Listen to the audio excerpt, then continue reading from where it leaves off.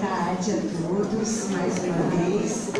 Sejamos todos bem-vindos nesta casa que nos acolhe.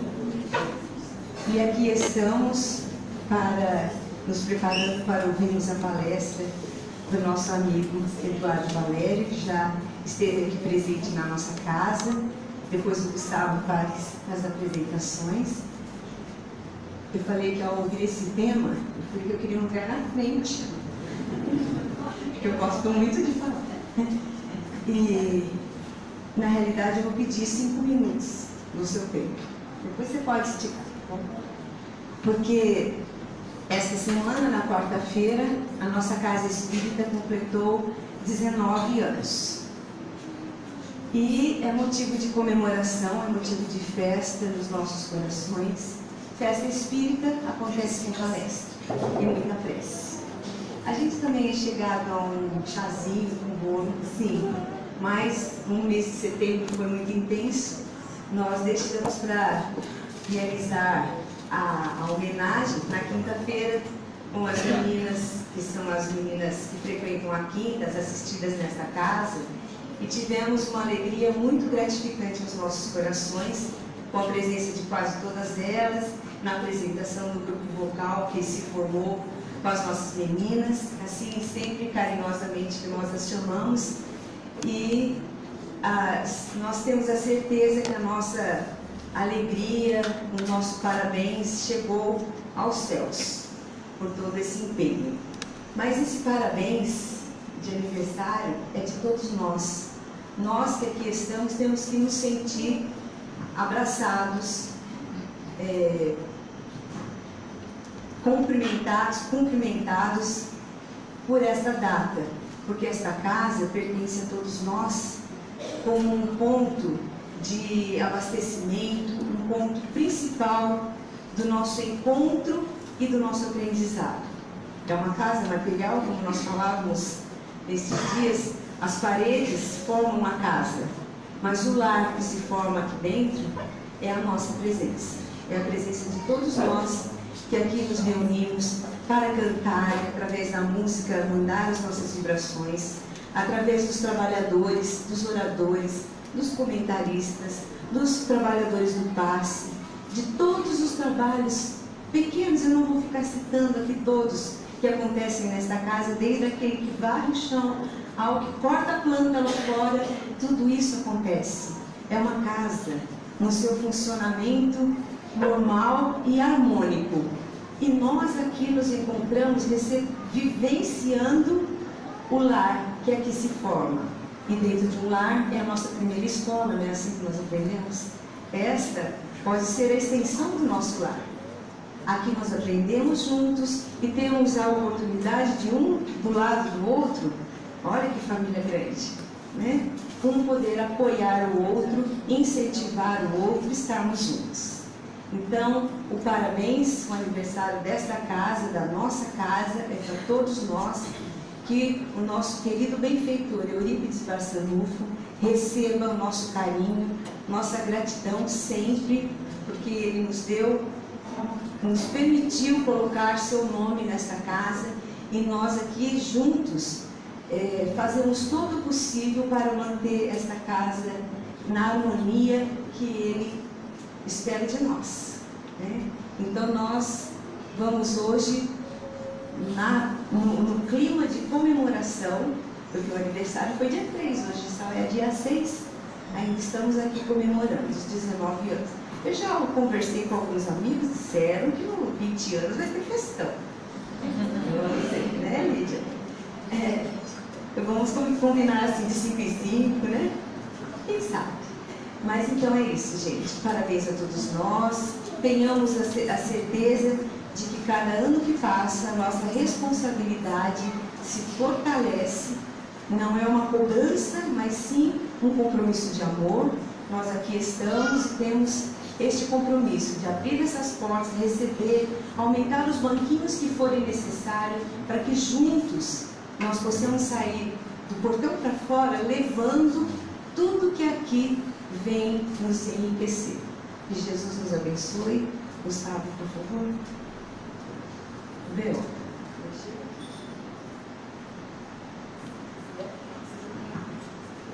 Boa tarde a todos. Hoje, com muita alegria, nós estamos recebendo o Eduardo Valério. Ele é Valério e a esposa Valéria, né? E é uma gratificação imensa, porque o Eduardo me traz memórias gratificantes, onde nós dois pudemos participar do movimento jovem aqui no Vale do Paraíba, quando nós éramos adolescentes, o Eduardo em Taubaté, eu aqui em Pinda, e nós tivemos a oportunidade de estar juntos, crescer juntos, com esse ideal. E hoje é uma alegria imensa ter o Eduardo ainda como uma referência, porque ele é bem mais velho do que eu. Não parece, mas é. E imaginar o Eduardo hoje, ele trabalha e responde com a Promotoria de Direitos Humanos em São Paulo. Imaginemos nós a alegria que é imaginar o Eduardo enquanto cidadão, enquanto espírita, enquanto esse espírito que trabalha nas fileiras do Evangelho de Jesus, está à frente na maior cidade do Brasil, uma metrópole com tantos e tantos problemas urbanos emergentes, e ele está respondendo com uma promotoria de direitos humanos.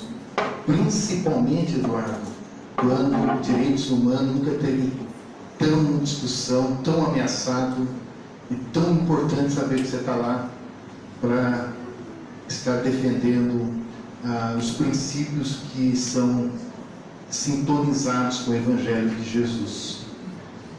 Então nós vamos fazer a nossa prece, agradecendo ao Mestre por aqui estarmos, que possamos aproveitar para as nossas reflexões, possamos nos alimentar nas palavras e possamos de alguma forma nos fortalecer para o trabalho, que consigamos fazer valer cada minuto e nos propormos a estender, através das nossas ações, a prática do Evangelho de Jesus. Que assim seja. Eduardo.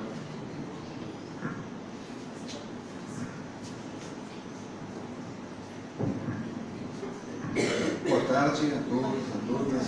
Uma alegria retornar a essa casa de Eurípides Bassanuca, sempre uma emoção falar na casa do patrono da educação brasileira. É uma alegria rever amigos, rever o Gustavo, que ele se acha muito mais novo. Nós compartilhamos lá no Paleolítico o movimento de Velocidades Espíritas do Vale do Paraíba. Uma alegria reencontrar velhos amigos, a Beth de tantos anos, né? Estarmos aqui hoje para falarmos sobre o tema do silêncio. Mas o Gustavo fez uma rápida provocação aqui na minha apresentação e eu queria só dizer usar uma frase muito rápida, antes de entrarmos no tema. A proposta fundamental da doutrina espírita, sua razão de ser, é a nossa transformação moral e intelectual. Nós reencarnamos para evoluir. O Espiritismo é uma ferramenta, para usar uma expressão muito da moda, à nossa disposição para que nós evoluamos a partir da nossa autoeducação e da nossa autoestima. Como? Nos transformando intelectual e moralmente em pessoas melhores, e como? Agindo em favor do outro. Ou seja, não é possível evoluir sem que nós estejamos a serviço do próximo. Isto é exatamente a essência da ideia de direitos humanos. Portanto, a proposta espírita é, na essência, uma proposta de direitos humanos. Só uma resposta ao seu comentário inicial. O nosso tema de hoje não é direitos humanos. Nós vamos falar sobre a importância do silêncio, a arte do falar com sabedoria.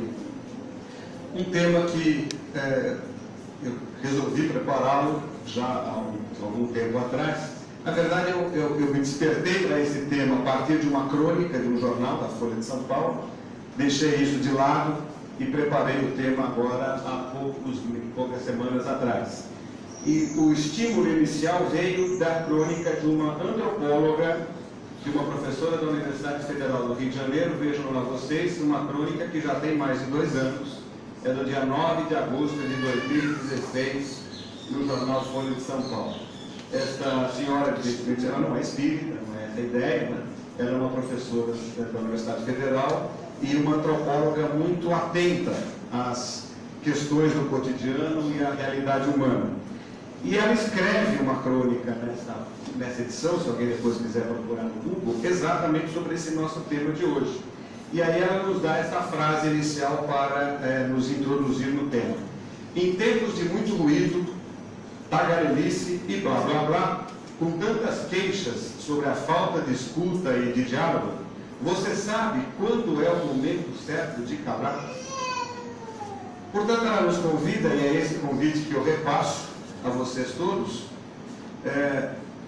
a pensar o como que nós estamos lidando com um dos talentos que Deus nos dá, que é este aqui, que eu estou exercendo agora, de falar. E que todos nós exercemos no nosso cotidiano, alguns falando muito, alguns falando menos, alguns falando bem e outros tantos falando mal. E, sobretudo, com muita dificuldade de ouvir, facilidade de escutar, dificuldade de ouvir, e quem tem dificuldade de ouvir, tem dificuldade de falar. Quem não sabe ouvir, não sabe falar. Então, nosso propósito nesta tarde é discutirmos um pouco esse tema. Os tempos atuais, de muitas opiniões e muita falação, a importância do saber calar-se. E, em seguida, os tipos de silêncio. E eu vou trazer para vocês no final, praticamente uma rápida leitura de alguns trechos, um livro muito antigo, do século XVIII, que também nesta crônica a antropóloga aponta. Eu não conheci o livro, fui atrás, descobri inclusive uma edição em português, uma edição brasileira. E aí nós vamos falar um pouco sobre um antigo livro que trata exatamente da importância do palácio, um livro que, a despeito de ter já quase 300 anos, continua atual e necessário. Então, nosso plano de trabalho para os próximos minutos aí está projetado, e nós vamos então iniciar falando desses tempos que os estudiosos chamam de pós-verdade, tempos de pouca informação, porém de muita opinião.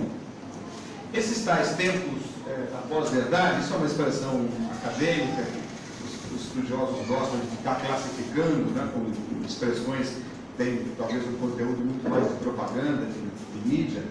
Mas são esses tempos que todos nós estamos plenamente mergulhados, e poucos, ou talvez ninguém consiga estar completamente imune, em que nós somos provocados todo o tempo por um volume impressionante de informações, mas no geral todas muito superficiais, no geral todas muito incertas, duvidosas, sem garantias de autenticidade. São os tempos da fake news. Hoje se consagrou essa expressão em inglês, que para nós em português tem um conteúdo muito claro que todo mundo sempre conheceu. Como é que chama fake news? Chama-se mentira. Sim, muito simples. Então esse modo pernóstico de chamar a mentira, fake news, é uma das marcas do tempo que nós vivemos. E as redes sociais, esse avanço tecnológico fenomenal, que como toda tecnologia ela é neutra, ela pode ser usada para o bem ou para o mal, a tecnologia e as redes sociais disseminam isso com muita facilidade. Então todos nós temos um telefone celular, um smartphone no bolso, temos acesso à internet, hoje com enorme facilidade. No Brasil, o índice é de 2 celulares por pessoa, sabia disso? 2 celulares por pessoa é o índice de celulares no Brasil. Claro que nem todos com acesso à internet, mas há uma grande parte com acesso à internet, e com isso as informações rodam, sem contar o famoso Zap Zap, o WhatsApp, em que as coisas rodam com uma enorme rapidez e facilidade, e nenhuma garantia de que aquilo que a gente está lendo é verdade, ou sem condições, muitas vezes, de fazermos um filtro do que seja verdadeiro, do que seja falso, do que é para o bem, do que é para o mal, o que é fake news ou mentira e o que é verdade. E a partir dessa chuva, desse verdadeiro temporal de dados, informações, vídeos, frases, citações que muitas vezes são falsas. Não, porque o escritor tal disse alguma coisa. Tem um famoso aí que corre, frase de Gabriel Garcia Marques. aquele famoso escritor colombiano do realismo fantástico. Tudo falso, mentira, ele nunca escreveu nada daquilo. Isso roda, de tempo em tempo a gente recebe. Então essas coisas todas vão alimentando a nossa alma e nós vamos muitas vezes distraídos, formando as nossas convicções, e aí com muito pouca informação acabamos tendo grandes e profundas opiniões baseadas no nada. Então é o momento talvez de nós pensarmos no que é que nós fazemos com todas essas informações, e o quanto nós saímos falando compulsivamente, e quando e o como nós nos colocamos muitas vezes de forma agressiva e violenta contra os que têm ideias diferentes. Então todos parecem ter opinião sobre tudo, todos falam compulsivamente, são violentos contra os que têm ideias diferentes. E aí o falar não é apenas este falar verbal na conversa, mas muitas vezes é o falar escrito nas redes sociais. Um dia desses eu vi uma tirinha, essas de cartoons, né, de história em quadrinhos, muito interessante. E a tirinha dizia o seguinte: era um rapaz, dois rapazes, e um deles xinga o outro bravamente, assim, na cara. Seu isso, seu aquilo, seu isso, seu aquilo. E aí o xingado pensa com ele não teria coragem de dizer isso para mim numa rede social. Ou seja, na cara se fala, né? Mas na rede social ele responde.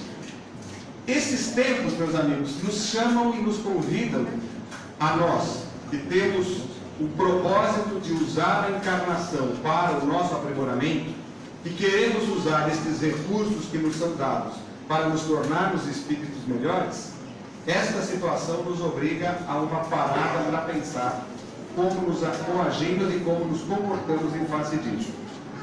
Então a ideia básica é de nós tentarmos identificar como agimos diante daquilo que ouvimos e, sobretudo, qual é o tipo de deliberação que tomamos, tanto no nível intelectual como no nível do sentimento, ao expressar ou passar adiante, levar à frente aquilo que ouvimos. Ou seja, como falamos ou não com mais ou menos sabedoria.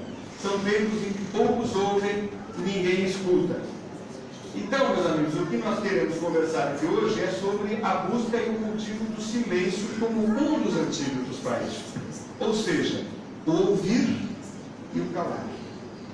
Ao invés de ouvirmos e sairmos reproduzindo, e com isso alimentando fofocas, boatos, mentiras, fake news, ao invés de ficar criando disputas, cisâneas, violência, agressividade, criando campos mentais e campos energéticos de discórdia, abrindo brechas para a atuação espiritual inferior, que estimulam, portanto, cada vez mais as disputas, a violência, a divergência entre as pessoas, transformando o que seria apenas um espaço de diálogo, de troca de ideias, num verdadeiro campo de batalha. Vejam que todos nós somos parte deste processo.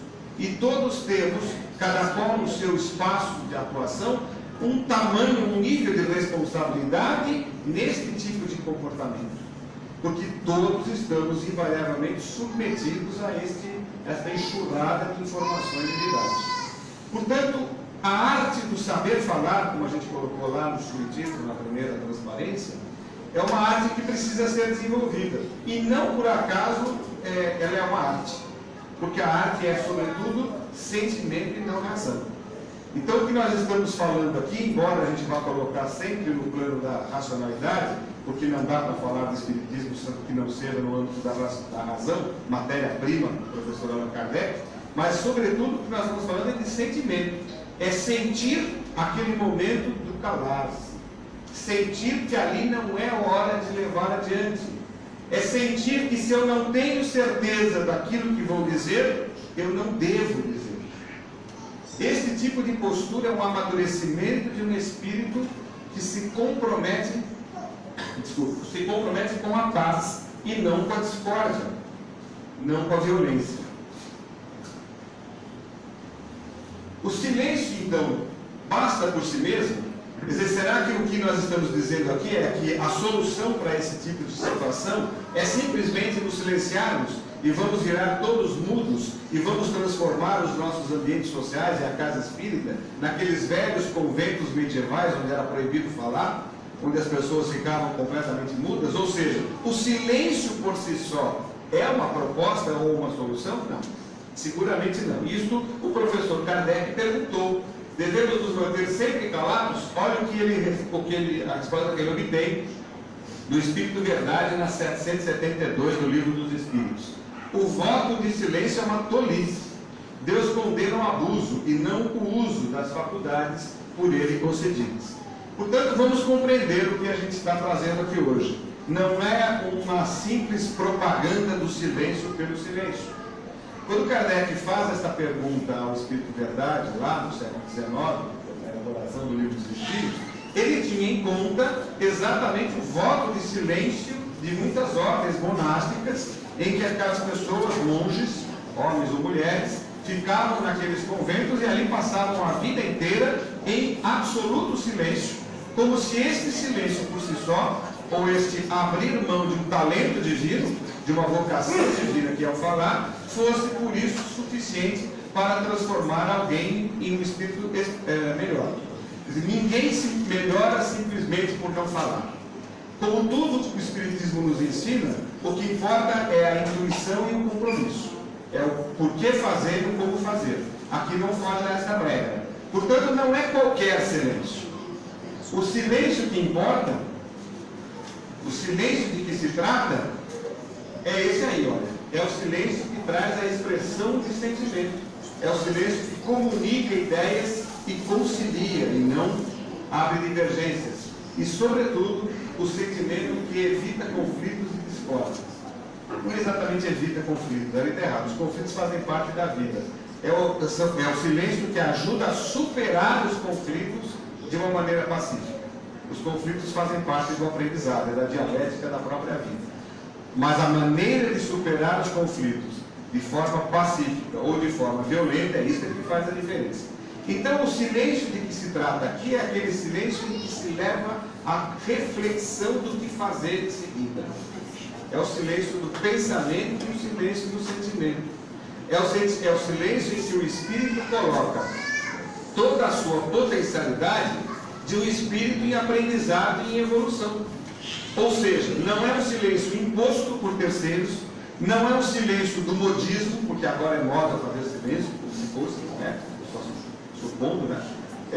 Não é um silêncio como uma obrigação religiosa, como naquelas velhas ordens monásticas, e não é o silêncio das covardias, não é o silêncio de quem não quer assumir compromissos e fugir dos compromissos.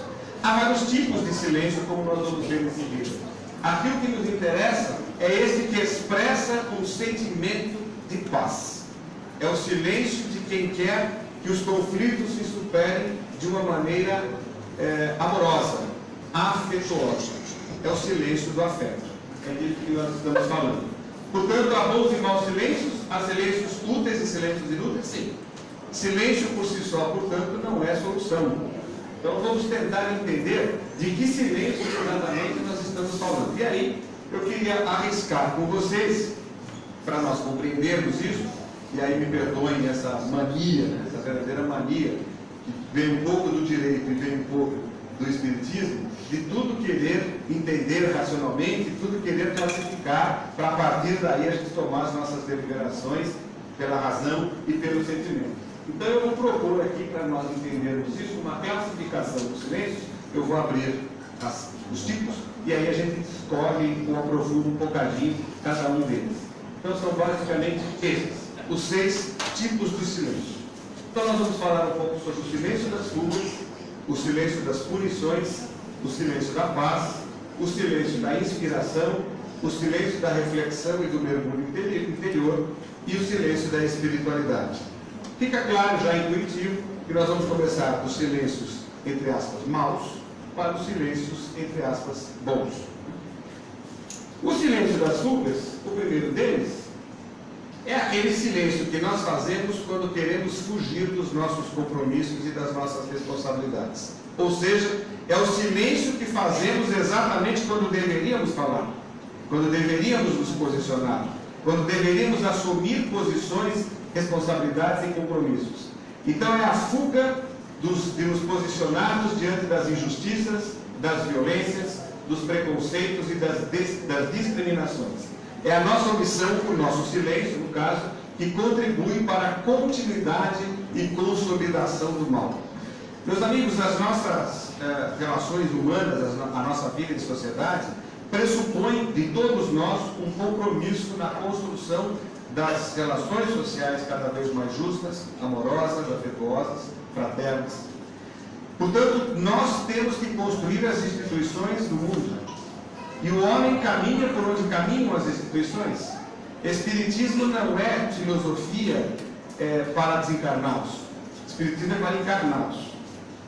Todo o trabalho do Espírito Verdade, o trabalho do professor Allan Kardec e de todas as entidades que o seguem, é um trabalho voltado a dar aos encarnados a melhor condição de aproveitarem a sua encarnação.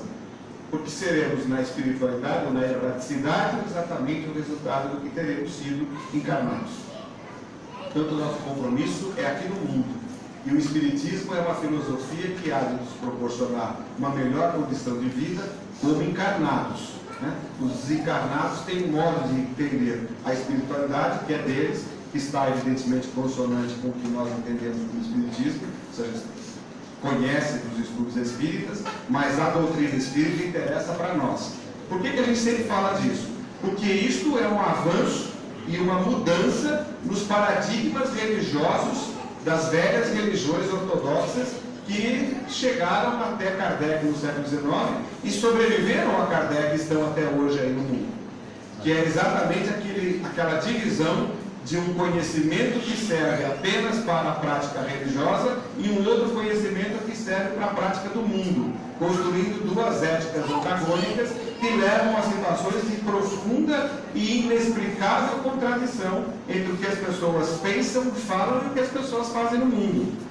A proposta de Kardec e do Espiritismo supera isso, e exatamente por isso ela vem na agonia das religiões ortodoxas, que morrem na Revolução Francesa e, sobretudo, no Iluminismo, no final do século XVIII, começo do século XIX, numa proposta de filosofia espiritualista em que as coisas da espiritualidade são tratadas não mais numa ótica das velhas religiões, mas numa ótica da razão e do sentimento, e, portanto, de um espírito dono do seu próprio destino e convicto das suas próprias decisões. Por isso, nós temos compromissos na nossa vida de relações. Por isso nós não podemos nos omitir, portanto não podemos fazer silêncio diante das situações de injustiça, de violência do mundo. Portanto, esse silêncio das fugas, como exemplos, o nosso silêncio perante o racismo, o nosso silêncio perante o machismo, o nosso silêncio perante a homofobia, perante os preconceitos, perante as violências em geral do mundo. Essas precisam ser denunciadas da forma mais afetuosa e fraterna possível, exatamente para que sejam superadas e evitadas. São situações em que o nosso silêncio agrava ou pereniza os graves problemas humanos. É preciso dar visibilidade, por exemplo, para enfrentar o suicídio. Tivemos agora aí o Setembro Amarelo.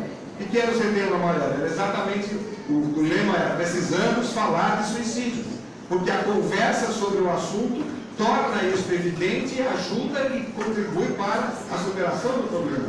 A mesma coisa com a violência doméstica, que é uma tragédia no Brasil, a questão da pedofilia, são todos assuntos que dizem respeito à realidade do espírito imortal no mundo e que precisam ser postos às claras, conversados na casa espírita, em família, na rua, na padaria, nas festas, no churrasco com o cunhado no domingo. Em todas as circunstâncias, esses temas precisam ser conversados. É preciso que haja campanhas claras, demonstrando que esses indicadores demonstram ainda como somos atrasados, espiritualmente retrógrados, anacrônicos, violentos, e o quanto isto atrapalha e embaraça a marcha da humanidade e tocando em cada um de nós espíritos encarnados. Portanto, diante desta situação, nada de silêncio. Este é o silêncio de quem não quer se comprometer e fugir dos seus próprios compromissos. Um outro tipo de silêncio é o silêncio das punições, que são aqueles silêncios impostos exatamente contra aqueles que querem fazer a coisa avançar e melhorar. É o silêncio de quem contesta, de quem se insurge, de modo exatamente a impedir a divulgação das ideias do avanço, das ideias do progresso. A história tem inúmeros exemplos de pessoas que foram violentamente silenciadas exatamente porque estavam concitando as pessoas ao aprimoramento, ao progresso, à melhoria, e com isso contrariando interesses de quem exatamente se prevalecia da ignorância e do atraso. A história da humanidade é feita desses pulsos de iniciativas de espíritos luminares, muitas vezes que reencarnavam em missões para trazer esse tipo de avanço e eram perseguidos e silenciados violentamente. Eu trago dois exemplos, ambos da igreja, simplesmente por uma questão de história, um antigo, da Idade Média, e outro contemporâneo, ambos muito conhecidos. São os exemplos de Galileu, que foi perseguido pela igreja e teve que negar as suas descobertas astronômicas, e agora mais recente do teólogo brasileiro Leonardo Boff, que foi silenciado pela igreja porque propunha uma igreja comprometida com os pobres e com a igualdade e com a justiça social. Boff é encarnado, tornou-se um dos mais importantes intelectuais brasileiros e mora no distrito de Araras, em Petrópolis, no Rio de Janeiro. Galileu já desencarnado, evidentemente, há muito tempo. Mas há muitos outros exemplos das ditaduras, dos regimes totalitários, que impõem censuras, perseguições, cassações de todo tipo. Portanto, esse é um silêncio que não evolui, esse é um silêncio que não contribui para o progresso, que não contribui para a paz, ao contrário, é um silêncio que estimula qualquer, que estimula as perseguições contra as tentativas de paz. E aí então vamos ao terceiro silêncio. Agora a gente começa a entrar para os silêncios que ajudam, os silêncios que importam para a nossa conversa de hoje. O silêncio da paz é o silêncio que evita os conflitos e as reações violentas. É o que estimula o perdão e a compreensão das razões do outro. E aqui a gente chega num ponto fundamental do nosso cotidiano, do nosso dia a dia, da conversa nas redes sociais, dos grupos de família, nesses tempos políticos ou não, né? Do dia a dia nosso, do nosso cotidiano, que é exatamente aquela necessidade que temos que tentar desenvolver no fundo das nossas aulas, de não retrucar, de não partir para a provocação e de não fazer com que uma discussão que seja exclusivamente de algumas ideias divergentes se transforme numa causa de dissensões e de rompimentos de velhas relações de amor, velhas relações fraternas. Quantas e quantas amizades ou relações familiares estão sendo destruídas nos últimos tempos por falta deste silêncio. Na hora que se ouve alguma coisa, o calar-se. Este calar-se, nesse momento, pressupõe humildade, e por isso talvez a grande dificuldade, que é a de não responder de pronto, que é a de levar consigo muitas vezes uma ofensa, de calar-se diante de uma injustiça. Isso sempre é muito difícil. E também não significa que deva ser sempre feito como regra, mas é preciso que se avalie em cada momento, sopesando se vale a pena ou não criar uma relação de inimizade, que às vezes pode estender até para outras encarnações, à custa de um momento em que se deixa a coisa passar. Dar a serenidade necessária para que o conflito se supere por si próprio. Portanto, é o silêncio que estimula o perdão e a compreensão das razões do outro. E em tempos de fundamentalismo, e é isso que nós estamos vivendo, fundamentalismo político, fundamentalismo religioso, esses fundamentalismos impedem que compreendamos a razão do outro. Aliás, antes disso, sequer cogitamos que o outro possa ter razão. E aí não é possível que haja compreensão, que haja um convívio respeitoso, se eu sequer imagino que o outro possa ter uma razão. É preciso compreender as razões do outro. Eu não preciso concordar com as razões do outro. Posso até, muito pelo contrário, veementemente discordar da razão do outro. Mas é preciso cogitar que ele possa eventualmente estar certo. E a partir dessa cogitação, a minha postura com relação ao outro será talvez no primeiro momento de silêncio, para evitar a briga, né?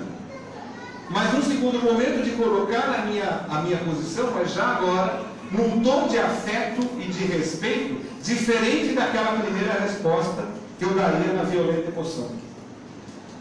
Na violenta emoção não há racionalidade, existe apenas uma relação, muitas vezes quase sempre irracional.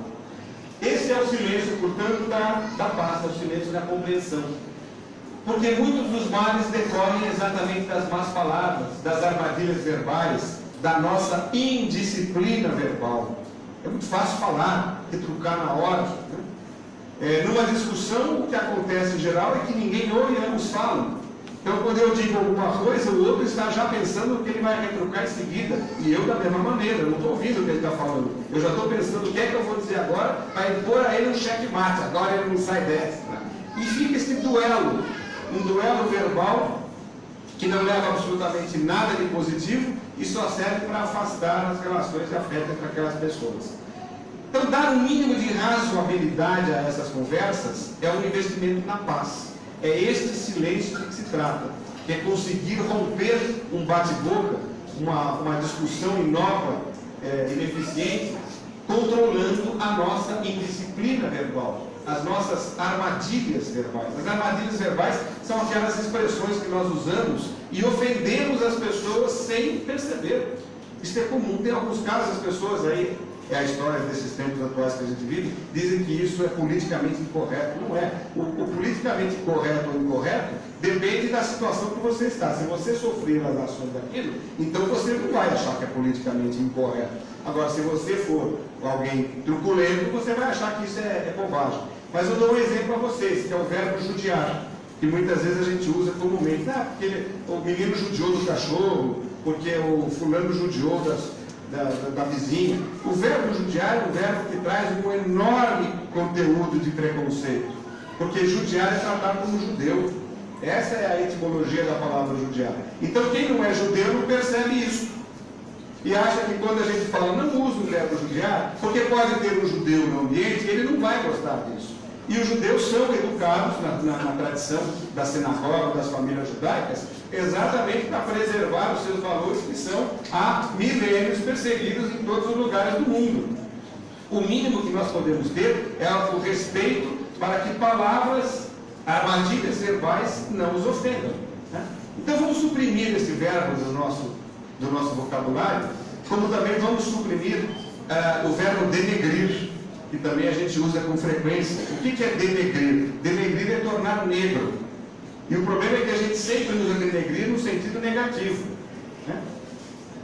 Denegrir alguém significa rebaixá-lo, ou seja, tratá-lo como um negro. Para nós brasileiros, e vale para paraguaios em especial, que trazemos a herança escravocrata tão de perto, é um absurdo a gente usar esse tipo de verbo. Claro que muitos usam sem saber. Aí eu estou trazendo hoje essa informação para vocês. Os movimentos negros, a gente acaba trabalhando com eles, dever de profissão, os movimentos negros ofendem-se fortemente com essas armadilhas verbais que os brancos usam. Então não vamos falar em denegrir. Vou contar para vocês uma história. Uma vez eu participava de uma reunião no movimento negro, e essa coisa das armadilhas verbais e do conteúdo das palavras é tão forte que num certo momento da discussão, eram negros, eu praticamente acho que era o único branco na reunião, alguém falou assim, vamos tornar esse assunto um pouco mais negro, isso está muito claro. Aí eu demorei alguns segundos, né, para compreender por que ela falou isso. Aí que eu fui entender, nós brancos usamos, né? Vamos clarear esse assunto, isso está muito negro. E os negros usam exatamente ao contrário para mostrar como o conteúdo do que nós falamos é discriminatório. Estas armadilhas verbais fazem parte do nosso dia a dia e muitas vezes nós não percebemos que estamos ofendendo, humilhando e discriminando irmãos nossos, companheiros de jornada. Então esse é o silêncio da paz, é aquele que nos leva a saber escolher as nossas palavras, o nosso modo de falar, as pessoas com quem falamos, os motivos pelos quais falamos, o momento em que falamos e o local onde falamos. Aqui nós chegamos exatamente na arte do falar. A arte do falar, como toda arte, ela tem muito de sensibilidade, mas ela tem de expressão de sentimento, mas ela tem muito de exercício. É, portanto, necessário, e é essa a nossa pretensão nessa conversa da tarde, que todos nós passemos a pensar no que falamos. Coloquemos um momento de reflexão antes de abrir a boca nas nossas conversas, nas nossas discussões, às vezes até numa conversa descontraída. É pensar se é o caso de falar, se ali é o momento. se aquela é a expressão mais adequada, se eu não estou ofendendo ou magoando alguém, mesmo sem que eu queira, mesmo que eu não tenha intenção, transformando, ou melhor do que isso, valorizando a palavra no seu exato conteúdo. A palavra não é alguma coisa que a gente fala irresponsavelmente. A palavra é alguma coisa que tem impacto. As pessoas recebem isso, tem conteúdo. A palavra não é simplesmente um aglomerado de letras.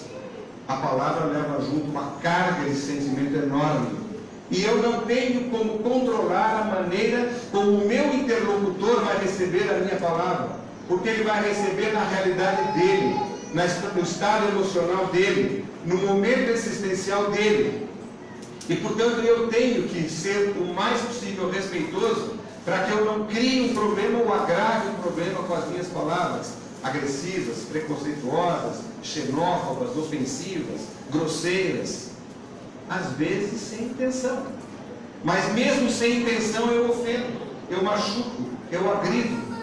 Portanto, compreender que assim como eu não posso sair por aí estapeando as pessoas, eu também não posso sair ofendendo as pessoas. Que a palavra tem uma capacidade de agredir tanto quanto tapa. Dar este valor à expressão verbal, e quando eu estou falando de expressão verbal, estou falando do que se escreve também no Zap e no Facebook, etc. Sentir o valor dessa expressão verbal é um avanço nos nossos projetos de espiritualização e de educação para a morte, de educação para a evolução espiritual. Esse constante exercício do falar tem uma regra, talvez seja básica, né? Como é que a gente começa esse exercício da arte do falar, né? E aí eu vou lembrar vocês do tambor. Vocês sabem o que é o tambor? Aqui são todos muito jovens, né? Mas nos anos 50, um dos primeiros desenhos animados do estúdio do Walt Disney nos Estados Unidos era o Bambi. Lembram-se do Bambi? O Bambi era um viadinho que ficou órfão, não é isso? Sozinho na floresta. E ele tinha um personagem que era o tambor. E o tambor era o alter ego do Bambi. O tambor fazia às vezes de uma espécie de tutor do Bambi órfão, dando a eles as lições de moral, que portanto era aquilo que se tentava transmitir naquele filme do pós-guerra dos anos 50 de Walt Disney. E o tambor tem uma frase fenomenal para isso, que está em casa, nós sempre usamos com os nossos filhos, hoje já adultos, nessa questão aí do exercício da arte do falar. Eis o tambor, lembra-se do tambor?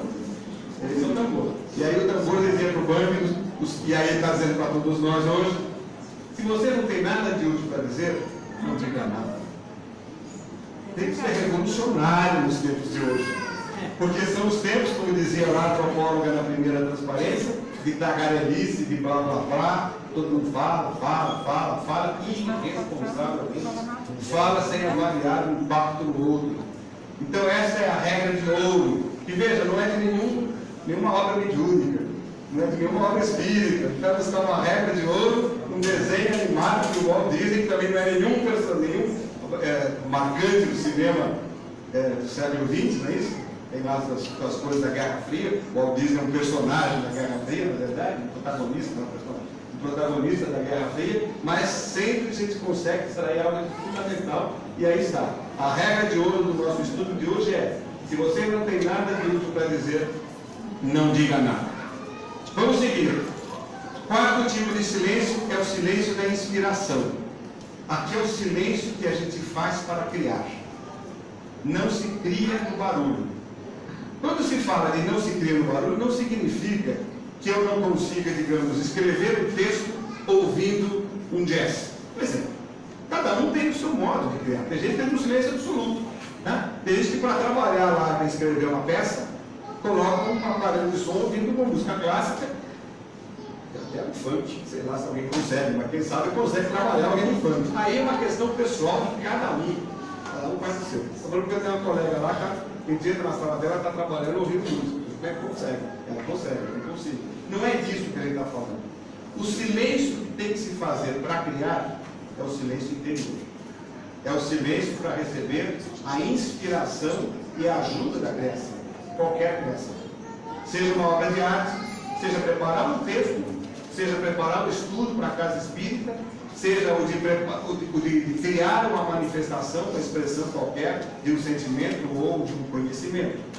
Esse silêncio da inspiração é o que os artistas buscam para a produção das suas grandes obras de arte, que despertam sensibilidade e elevação do espírito. Seguramente nenhum grande artista, seja nas artes plásticas, seja na música, na literatura, na poesia, ninguém consegue criar e receber a inspiração dos espíritos mentores, as musas, como chamavam os velhos gregos, se não for no silêncio, nesse silêncio da inspiração, que é esse silêncio interior. É o mergulho na própria criatividade, para buscar nos arquivos psíquicos aquela matéria-prima para a criação da obra. É a aliança com as musas. Coloquei musas entre aspas, porque é a maneira como os velhos gregos chamavam, que hoje nós chamaríamos de espíritos mentores, os inspiradores de qualquer atividade artística em geral, artística em especial, mas de qualquer atividade criativa no geral, até para preparar uma aulinha como essa na Casa Espírita. A gente precisa de inspiração, a gente precisa ter a sintonia com esses espíritos mentores, com as nossas musas. Pressupõe, portanto, este determinado tipo de silêncio. Leon Denis nos fala disso. Leon Denis é um livro sobre arte, como vocês sabem, e ele diz lá que as grandes obras só se elaboram no recolhimento e no silêncio, à custa de longas meditações e de uma comunhão mais ou menos consciente com o mundo superior. É esse, portanto, o silêncio da inspiração. O quinto silêncio é o silêncio da reflexão e do mergulho interior. E nós já falamos um pouco sobre ele quando falávamos lá daquele silêncio que importa, que é o silêncio da paz, o silêncio da composição e o silêncio da conciliação. Este aqui é o silêncio indispensável para algo de fundamental que, como espíritos, temos que fazer permanentemente, que é o autoconhecimento. O mergulho interior, para que a partir do nosso próprio autoconhecimento identifiquemos os nossos estados de alma que precisam ser modificados e aprimorados no nosso processo, no nosso projeto de evolução. Isso pressupõe silêncio. Ninguém consegue fazer com que a sua vida seja efetivamente proveitosa e que aquele planejamento reencarnatório se realize se não conseguir avaliar-se permanentemente. A gente vê qualquer empresinha de fundo de quintal faz planejamento para conseguir atingir metas. Como é que um ser humano, um espírito imortal, este projeto fenomenal de reencarnação, pode querer atingir alguma meta sem planejamento e avaliação?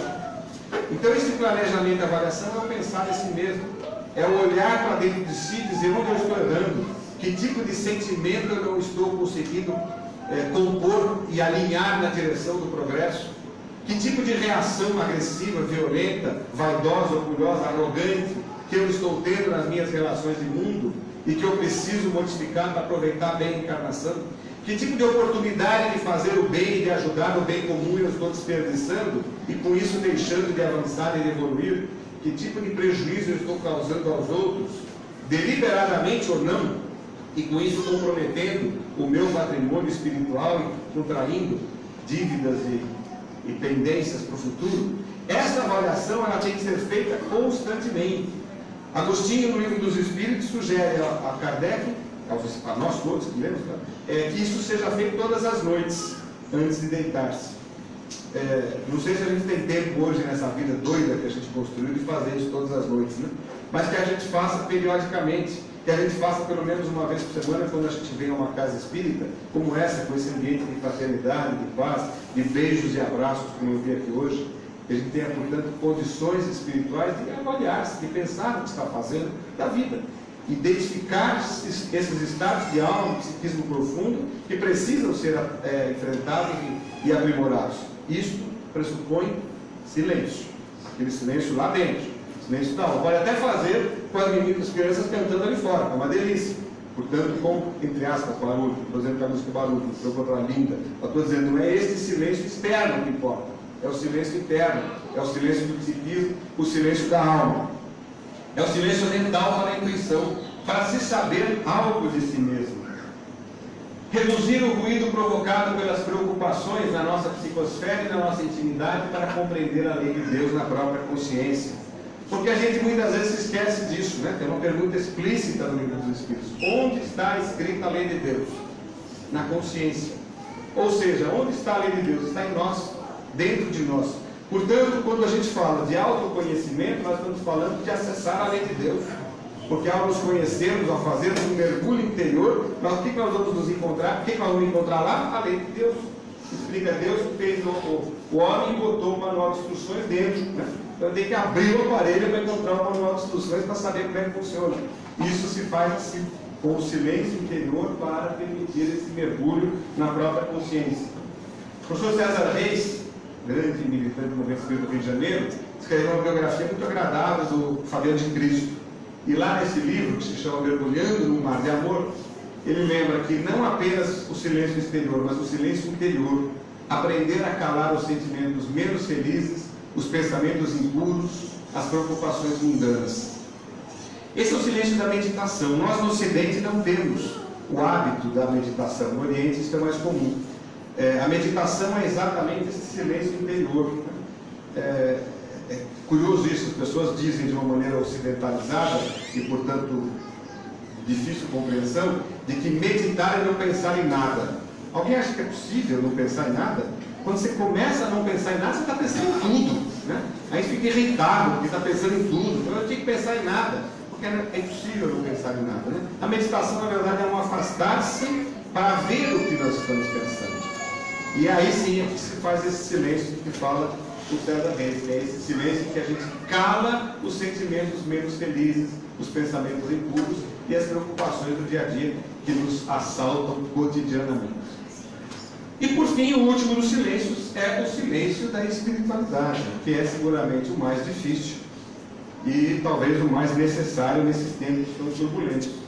Aí diz lá no Livro dos Espíritos, na 772, o silêncio é útil porque no silêncio te recolhes, teu espírito se torna mais livre e pode então entrar em comunicação conosco.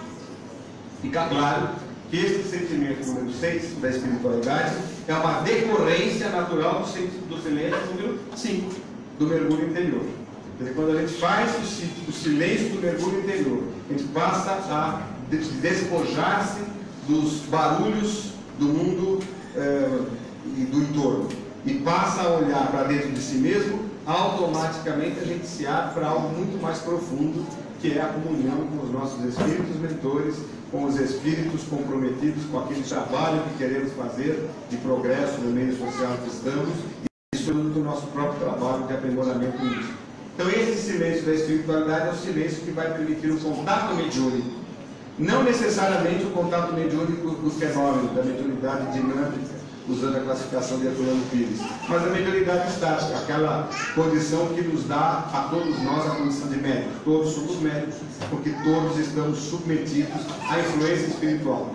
A captação da influência espiritual positiva dos nossos próprios mentores pressupõe este silêncio da espiritualidade, para que nós consigamos ouvir os bons conselhos que os bons espíritos sopram cotidianamente nos nossos ouvidos. Vejam o que diz o próprio professor Kardec no comentário a essa questão na 772. O voto de silêncio absoluto, da mesma maneira que o voto de isolamento, priva o homem das relações sociais que lhe podem fornecer as ocasiões de fazer o bem e de cumprir a lei do progresso. Portanto, não se trata de um silêncio qualquer, mas de um silêncio que passe por esta elaboração intelectual e de sentimento que nós vimos aqui. Então, essa classificação toda, talvez o silêncio que a gente criou, é para tentarmos compreender a importância de trabalharmos este conceito, o conceito do silêncio e a arte do falar, e tornar com que isto seja para nós uma preocupação no sentido de fazermos melhor, fazermos mais e melhor da nossa encarnação. E eu queria então agora apresentar para vocês aquele livro que eu tinha dito no começo, que é um livro de 1771, vejam vocês, de um abade francês chamado Dinoir. E o nome do livro é exatamente A Arte de Se Calar. Quando eu vi a referência, fui pesquisar, e a editora Martins Fontes, que é uma editora especializada em filosofia, né, ela tem uma edição brasileira, e aí está a capa com direito a uma fotografia do abade. Eu confesso a vocês que eu achei que ele tem um olhar meio transtornado. Fiquei meio preocupado com o olhar dele. Mas não dei confiança e escapei do julgamento, porque esses julgamentos são sempre muito irrelevantes. E vamos mergulhar no que diz o Abade. O Abade traz algumas muitas sugestões e a gente pensou algumas. Aqui a ideia é simplesmente de nós fazermos uma rápida leitura, porque o nosso tempo está corrido, sim. Está tendo paz. Está vindo bastante gente. Tá, eu acho que mais 10 minutos. Tá bom. Então, as sugestões do Abade. Vamos lá. Primeira coisa, só se deve deixar de se calar quando há algo a falar que valha mais do que o silêncio. Essas sugestões do Abade que a gente vai ver, são 2 ou 3 transparências, são essas frasezinhas que poderiam perfeitamente estar em pé de página de agenda, epígrafe de livro, encerramento de mensagem. São aquelas coisinhas que sugerem autoajuda. Quando a gente tira do seu isolamento de uma frase jogada num recurso de autoajuda e coloca nesse contexto do nosso estudo de hoje, elas ganham uma dimensão, que é exatamente a do estudo de hoje, de servir como um norte, um estímulo para que a gente se exercite nessa arte de falar.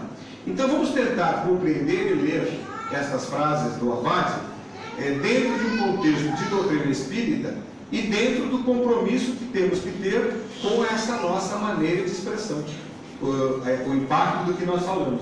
Então, quando ele diz só se deve deixar de se calar quando há algo a falar que valha mais do que o silêncio, ele está dizendo de um modo mais enviesado e com menos clareza o que o tambor disse de forma muito mais clara. Se não tiver nada de útil para dizer, não diga nada. Era isso que o Abade quis dizer e o tambor conseguiu, que era a primeira das questões. A segunda há um tempo de se calar, assim como há um tempo de falar. E aqui é uma construção linguística inspirada claramente naquela passagem do Eclesiastes, do Velho Testamento, mas que serve para nós compreendermos que numa discussão no sentido amplo, numa conversa, em um exercício retórico qualquer, é preciso ouvir e não apenas falar. Então tem um momento em que ouvimos, tem um momento em que falamos. Quando a gente constrói um ambiente propício para isso, fica fácil. A palestra, por exemplo, eu falo e vocês ouvem, eu faço. Por quê? Porque está combinado assim. Às vezes a gente não percebe, mas nós vivemos de convenções que se tornam consensuais sem que precisem ser discutidas. Veja que quando nós começamos aqui a palestra há 50 minutos atrás, quando o Gustavo veio à frente, me apresentou e tal, e passou a palavra e me deu o microfone, ele não disse para vocês todos: agora, gente, vamos combinar o seguinte, vou passar para o Valério, ele vai falar nesse tempo que ele tiver para falar, e vocês ficam quietos ouvindo. E aí, no final, ele vai abrir, aí ele vai permitir que vocês falem, ele responde. Não precisou dizer isso. Por que não precisou dizer isso? Porque isso está convencionado. Todo mundo que vem a uma palestra sabe disso. Se nós sairmos daqui e formos a uma peça de teatro, a gente sabe que entrando na peça de teatro, exceto que seja uma daquelas peças interativas, a gente vai ficar quieto. A gente vai ver o ator falando. Faz parte das convenções. Isso está consolidado em vários espaços e modelos como este. Mas não está convencionado no diálogo do dia a dia. Qual é seu nome? Andréia. Então, se eu, por acaso, encontrar com a Andréia num metrô, num ônibus, indo daqui para São Paulo de ônibus, no Pássaro Marrom, casualmente não nos conhecemos, sentamos lado a lado, e por alguma razão começamos a conversar. Não existe uma convenção clara naquela minha conversa, só Eduardo e Andréia, de qual é o momento que fala Andréia e qual é o momento que eu falo. Então, se eu sou um sujeito falante, eu sou. Se eu sou um sujeito tanto desequilibrado, sou um pouco. Se eu sou um sujeito que adora botar as minhas ideias em corpo dos outros, infelizmente ainda gosto, já sei que está errado, mas gosto.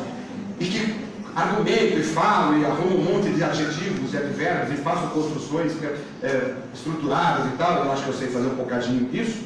Eu vou começar a falar na orelha da Andréia e vão ser 2h30 daqui a São Paulo, que eu falando e ela ouvindo. E ela tenta falar e eu não deixo, porque eu sou um disciplinado, na verdade. E ela tenta argumentar e mostrar que eu estou errado no que eu estou falando e eu não ouço, eu até escuto. Porque escutar é um ato biológico, tá certo? A onda dela, que ela transmitiu, vai bater aqui no meu ouvido, vai entrar no meu cérebro, vai chegar lá dentro no espaço do cérebro e vai dizer: olha, escutou. Mas eu não ouvi. Eu não ouvi por quê? Porque eu já estou pensando no que eu vou falar em seguida. Vou falando. Ela chega cansada em São Paulo. Quando ela desce na rodoviária do Tietê, ela está esgotada de tanto que ela ouviu. O que faltou? Faltou sentir que no diálogo a dois existe o momento de escutar, o momento de falar. O momento de ouvir, não de escutar, e o momento de falar. Então é preciso que, se não há convenção já posta, como aqui na palestra, que nós construamos essas convenções no nosso dia a dia.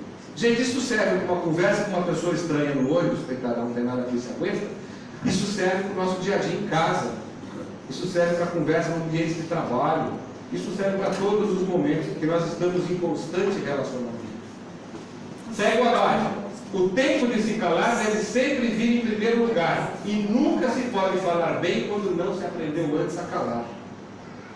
Essa é outra regra fundamental. Quer dizer, primeiro a gente precisa aprender a se calar. Quer dizer, aquele momento que você tem um impulso de falar, não vou falar. E segura, e aprende a calar e a refletir. E escolher o momento de falar. Talvez perca-se o momento. Era aquele e depois já foi. Pode acontecer. É o erro, é o risco que se corre. Porque se eu tiver dúvida, a regra é não falar. Se eu, na hora que eu falo, não falo, não falo. Se eu titubeei, é porque eu não devo falar. Para, cala, pensa, reflete. E aí depois, lá na frente, você puxa, era o caso assim de falar. Já foi. Não faz mal. Se não tiver como voltar ao assunto, num outro dia, numa outra circunstância. É melhor correr o risco de não falar o que deveria ter sido dito, do que dizer o que não deveria ter sido dito. Isso é o aprender a calar-se, que tem que vir antes, portanto, do falar. Segue o abaixo. E aí está. Isso que acabamos de dizer. É certo que há menos risco em se calar do que em falar. Porque as consequências do calar são sempre menores do que a consequência do falar em devido. Tem uma velha fábula medieval, uma historinha medieval, de uma mulher que fez uma fofoca enorme na cidade medieval. E se arrepende e vai contar para o padre que fez uma fofoca e falou mal de alguém. E aí ele dá a ela como penitência ou como maneira dela aprender, lição para não fazer mais isso, que ela deveria subir à torre da igreja, porque a torre da igreja era o prédio mais alto, uma cidade medieval. E lá em cima abrir um travesseiro de penas e espalhar as penas pela cidade toda. E aí depois ela deve descer e recolher todas as penas. E aí ela diz ao padre, mas como que eu vou recolher? Estou vendo essas penas muito leves serão levadas para todos os lugares da cidade, do campo em volta. E aí ele diz exatamente assim o efeito daquilo que falamos. Nunca mais vamos conseguir recolher todas as penas, tudo aquilo que espalhamos. E aí eu pergunto a vocês, se era assim, com pena de ganso na Idade Média, imaginem hoje com um clique numa rede social. Onde vão essas penas? Para o mundo. Antigamente elas ficavam no campo em volta de uma cidade média. Hoje, num segundo, uma informação, algo que a gente escreva, atravessa o mundo. Não por acaso, o Zap criou aquele dispositivo, você tem 7 minutos para cancelar sua mensagem.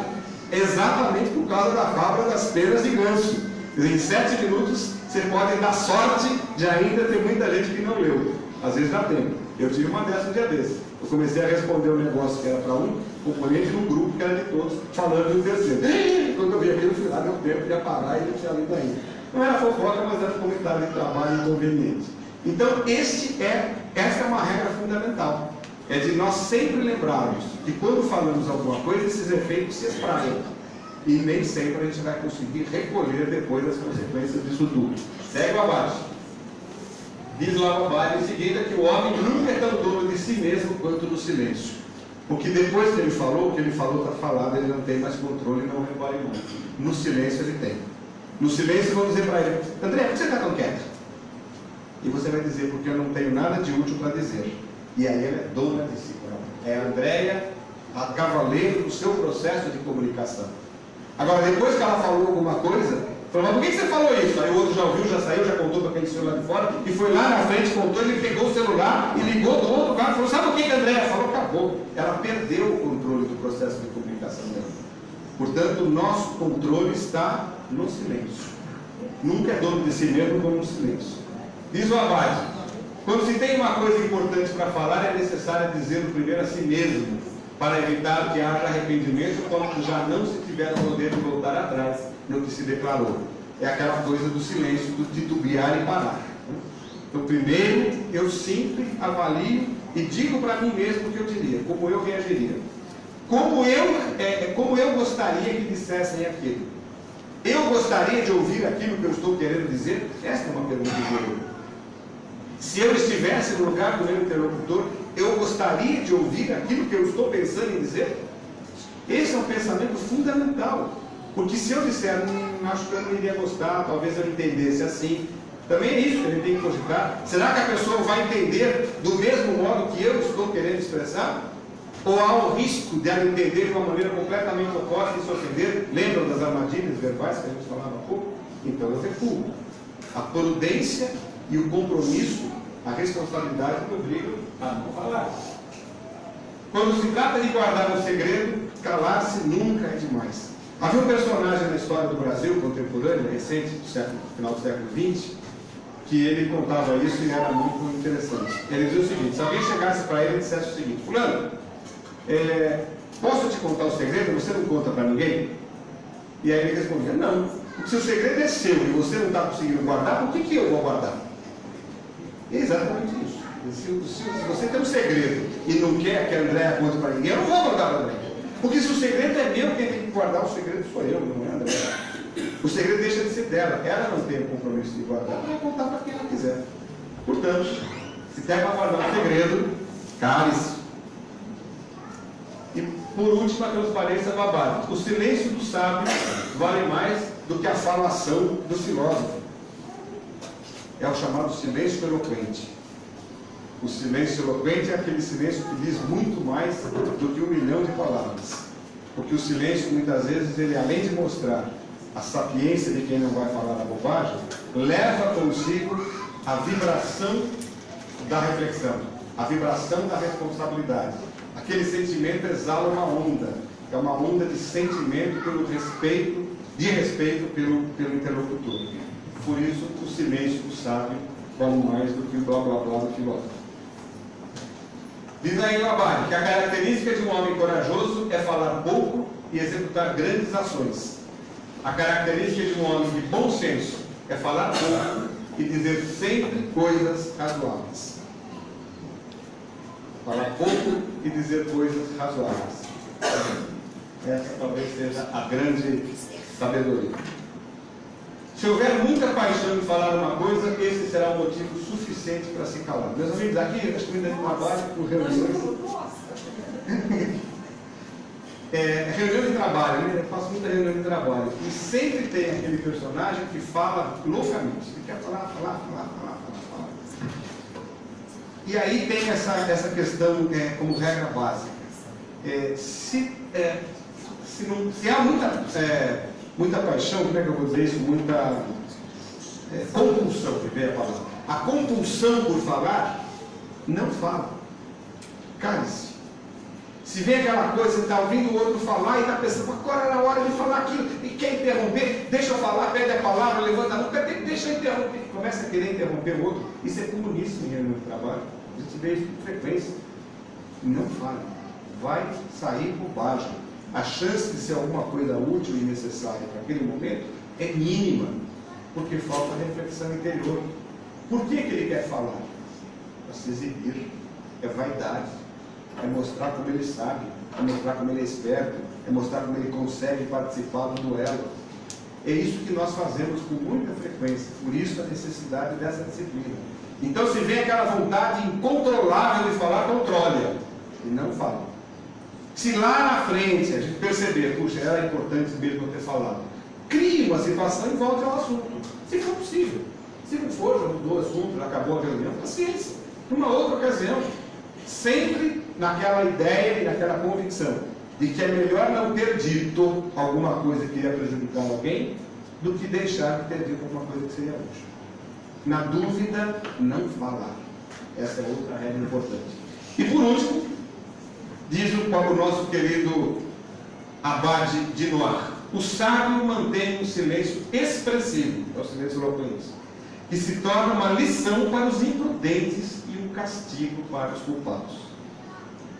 O silêncio do sábio provoca o culpado no sentido amplo, e a falação do imprudente incomoda. Então, meus amigos, o fundamental é nós compreendermos que escutar, saber ouvir, melhor dizendo, saber ouvir e falar com sabedoria nos transformam em espíritos melhores. São competências que nos aprimoram como espíritos imortais na busca do nosso progresso. E nunca esquecer que mais importante do que o ouvir, do que o falar, é o fazer. E, portanto, transformar o nosso falar sábio, o nosso falar responsável, o nosso falar refletido, num agir, num fazer, como enfim nos diz, para nós concluirmos, o professor Allan Kardec, quando nos lembra que as boas ações são a melhor prece. Por isso que os atos valem mais do que as palavras. Palavras valem, mas os atos valem ainda mais. E sejamos muito felizes. Muito obrigado.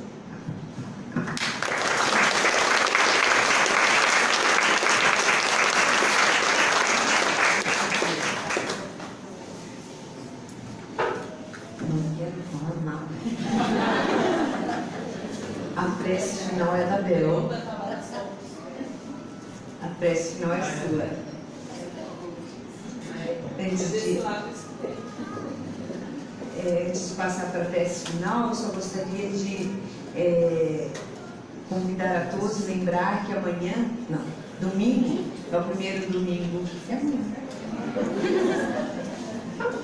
é o primeiro domingo do mês, e como sendo o primeiro domingo do mês, nós instituímos a prece das 9. Então, quem quiser participar, estaremos aqui amanhã às 9 horas para fazer a nossa prece mensal. Tá bom? Bel, por favor.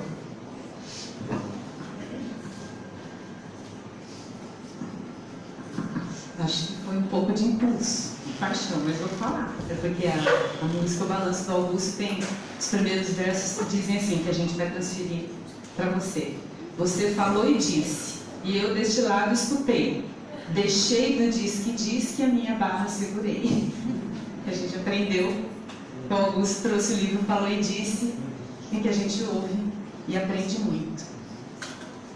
Então nós queremos agradecer por esta tarde de aprendizado, que possamos realmente colocar em nossa vida os aprendizados que aqui recebemos, que possamos lembrar no momento oportuno destas lições, que possamos aprender a calar no momento exato, principalmente quando sabemos que a nossa fala pode influenciar pessoas, quando sabemos que muitas vezes estamos sendo observados, não por nosso merecimento, mas pela nossa responsabilidade de fazermos parte da família espírita, que possamos saber a palavra certa no momento exato.